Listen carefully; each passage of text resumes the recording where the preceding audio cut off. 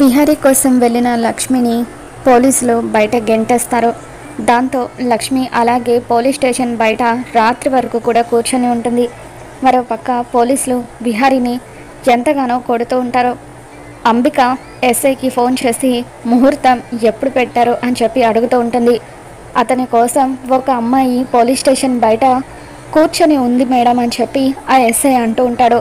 వెంటనే దాన్ని అక్కడి నుండి పంపించేసి ఆ విహారీ గారిని ఎన్కౌంటర్ చేసేయండి అని చెప్పి అంబిక అంటూ ఉంటుంది. దాంతో పోలీసులు బయట రోడ్డు మీద కూర్చొని ఉన్న లక్ష్మిని వెళ్ళవమ్మ ఇక్కడి నుండి అంటూ తోసేస్తూ ఉంటారు. ఇక దాంతో లక్ష్మి అప్పుడే పోలీస్ స్టేషన్కి వచ్చిన కమిషనర్ కార్ మీద పడిపోతుంది. ఇక కమిషనర్ కార్ దిగి దెబ్బలు ఏమైనా తగిలాయమ్మా అని చెప్పి లక్ష్మిని అడుగుతూ ఉంటారు. లేదు సార్ అని చెప్పి లక్ష్మి అంటూ ఈ టైంలో ఇక్కడ ఎందుకు ఉన్నావమ్మా అని చెప్పి కమిషనర్ అడుగుతూ ఉంటారు.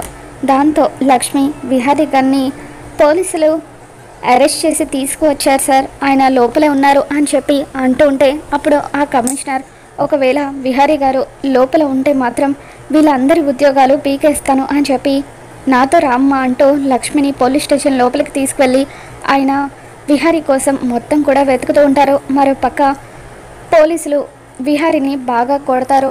విహారీ చేతులకు సంఖ్యలు వేసి తన నోటికి అరవకుండా ఒక క్లాత్ కూడా కడతారు. ఏం చేయబోతున్నారా నన్ను అని చెప్పి విహారీ అరుస్తూ ఉంటాడు. ఇక దాంతో పోలీసులు ఏమీ మాట్లాడకుండా కమిషనర్ పోలీస్ స్టేషన్కి వచ్చాడన్న విషయం తెలుసుకొని విహారీని ఎక్కడో దాచిపెడతారు. కమిషనర్ సెల్ దగ్గరికి వచ్చేసరికి అక్కడ అప్పటి వరకు విహారీని కూర్చోబెట్టిన చైర్ ఖాళీగా ఉంటుంది.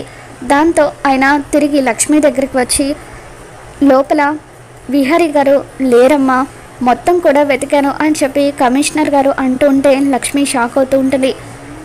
మరి విహారీని లక్ష్మి ఏ విధంగా కాపాడుకుంటుందో మళ్ళీ మన ఛానల్లో తెలుసుకుందాం. ఈ వీడియో మీకు నచ్చినట్లయితే లైక్ చేయండి.